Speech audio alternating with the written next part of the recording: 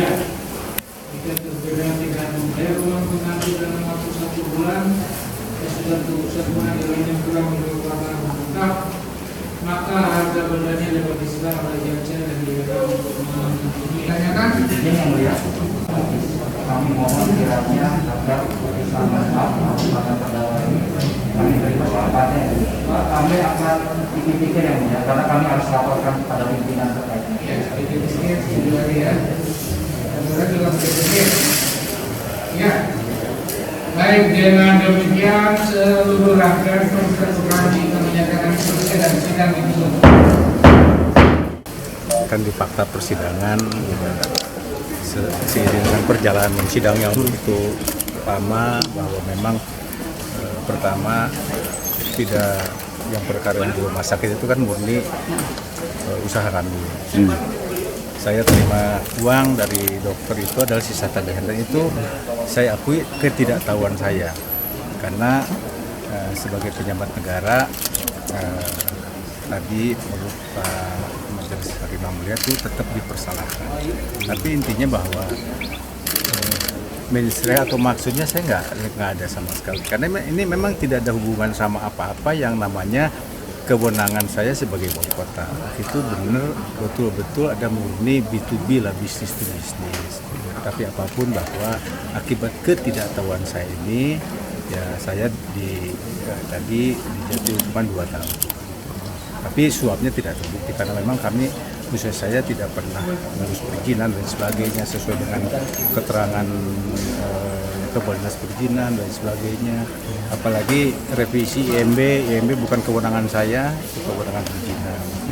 Tadi juga saya terima gratifikasi yang berapa banyak banget itu tahunya sih di persidangan. Ya, ada ngasih orang ke saya 1,7 miliar tapi tidak konfirmasi ke saya. Kan itu di luar akal sehat lah, di luar logika siapapun lah, bukan logika saya aja. Ada orang ngasih 1,1 tidak konfirmasi ke saya juga. Ada uang ngasih 150, ada yang ngasih 100 tidak konfirmasi. Semua ke saudara Joni. Dan Joni menyerahkan ke saudara Yanti katanya. Yanti tidak pernah menerima itu sudah dibuktikan di persidangan. Andri Wibawa dan Bapak saling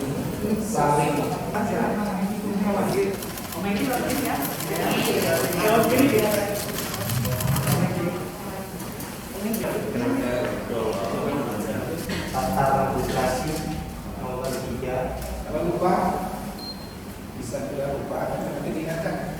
Terdakwa ini kalau dari keterangan tadi banyak tidak dilibatkan, jadi banyak tidak tahu.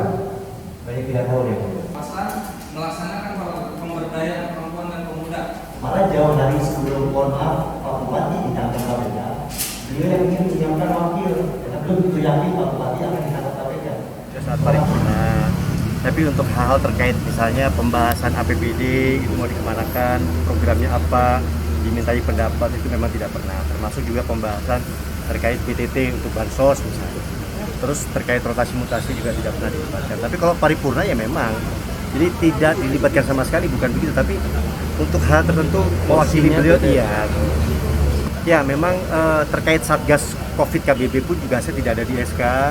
Kemudian tidak pernah rapat dengan kalau tidak salah waktu itu mungkin pansus ya dari DPR membahas tentang COVID, kemudian rapat dengan Satgas COVID di KBB tidak pernah gitu. Jadi tidak pernah membahas soal COVID sama sekali dan bansos.